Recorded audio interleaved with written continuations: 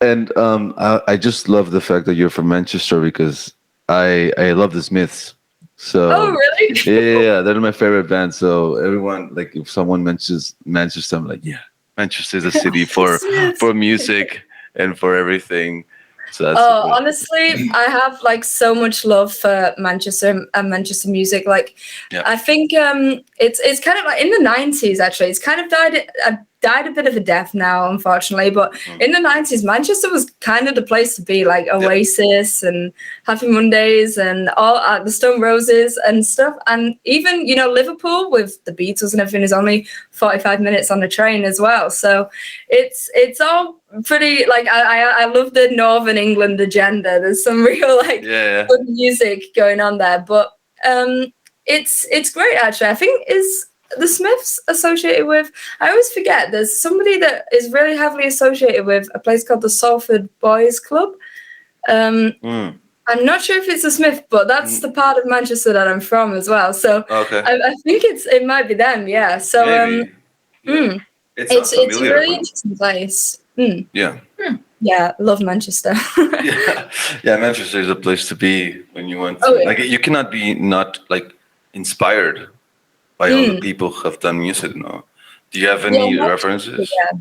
Oh yeah, I think it's huge for indie. So you will get like every single like many Manchester bands you go and see. Just like local shows that tend to be indie bands because I guess that's the culture of it. But there's a really really cool place in Manchester called Affleck's Palace, which is a basically like I think it's like 3 or 4 floors.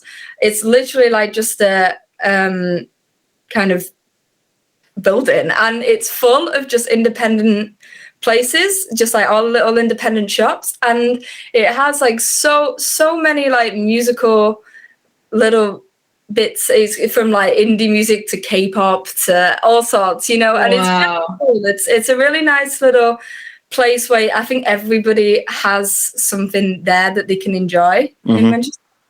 So they play different music in every floor, like so it's for every floor they have different types of music.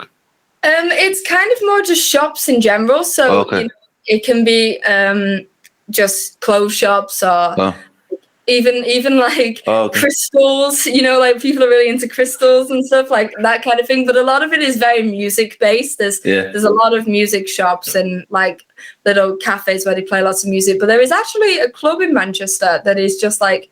I think it's shut down now, unfortunately, but there's like 3 like floors and everyone is like a different genre of music as well. So it's really cool like that. I'm so jealous. Imagine like if during the night you changed moods, you could just go to the first floor where they're playing like rock, and then 4th floor if you're gonna listen to I don't know Latin or reggaeton, stuff like that. Oh yeah. I think there's some really what's the word? Kind of iconic places like that in Manchester. Like there's a place that also shut down a while ago called the Hacienda, and in the 80s it was like a really really popular like nightclub, and I think it had a show based on it where they would just go every night and just film people at the Hacienda that night. So it's really cool, and there's all sorts like places like it's called 42s because it's on like our 42nd Street, not like the one, but and that's just an indie club that's a really popular place as well that people go to. So there's quite a lot of music all over, and all different bars and stuff do different music. It's really cool. Nice. So is the scene in Manchester pretty competitive? Probably, yeah. I can't say I'm really big on. I'm in a band, but we don't tend to do many like live show type things at the minute, especially because one of my bandmates is like a Paralympic swimmer, which is really cool. Yeah. So she was at the she actually did the commentary for the Olympics. Wow. That is so cool. This Olympics, but she's just had half of a leg off because like she's disabled. So like it's just the best like repercussion for her. Like that was what they just felt was best. So we don't really have the means to do the live shows at the minute, which is a shame, but it can be quite competitive, but I wouldn't say it's like New York level or even London. London is like majorly competitive. Okay, that's good to know.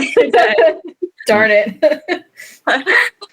Like That's everyone cool, is though. trying to get like live gigs and stuff. Like everyone is trying to play in the same venues. Is that how Yeah. There's definitely some venues in Manchester that are like really, kind of popular. Once again, iconic ones that people try and get shows at. There's a place called the Deaf Institute, which is like a really big one. And then there's like a place called Gorilla as well, where smaller artists tend to go. Like there's a band I really like actually who have just made like a debut kind of on like with a debut album. They're called Wet Leg. Oh my gosh, I just recently found them on TikTok. Oh really? Oh, I love them. I'm going to see them next week actually at one of the venues in Manchester. So like those are kind of like smaller artists that get these smaller venues, but still bands like are pretty competitive with that, I'd say. Yeah, same kind of venues because Manchester's not that big really. Okay, yeah. Oh man, Wet Leg is so cool, and I know. I can never tell like how big these bands are from TikTok now because they're always kind of begging a little bit on TikTok, like please listen to my music and and like for them they're just like here's our songs, here's and it's always the same clips in every song or every TikTok, but like it's always so good and it made me like go listen to their music. Oh yeah, for sure. It was actually my dad that showed me them, like their first single. My dad was like, "You listen to this, you'll like this," and I was like, "Oh, this is so cool!" And they're from a like really tiny like place just like off the south of England called the Isle of Wight as well. So they obviously I think they're like touring around Britain at the minute. They'll probably do America too, to be honest. Yeah. And they just did BBC Radio 6, the festival for that. So I think they're getting there. They're getting pretty big at the minute, but I feel like an OG. Like I was like an original. Yeah. I listened to them when they were not big. Yeah, no, you get to say that. That's really cool. Because I mean, I feel like TikTok probably launched their career. Oh yeah. Because don't they have a reference to like Mean Girls in one of their songs or something? They have some really bizarre lyrics, like all sorts of things. I think there's a lyric where they say something like, I can't remember. It's something about having Buffalo 66 on DVD, which is just like the most random thing ever. It makes no sense in the song, but I think that's the appeal. It's just comedy music, but I listen to their lyrics and actually laugh. Like it's so perfect. I love it.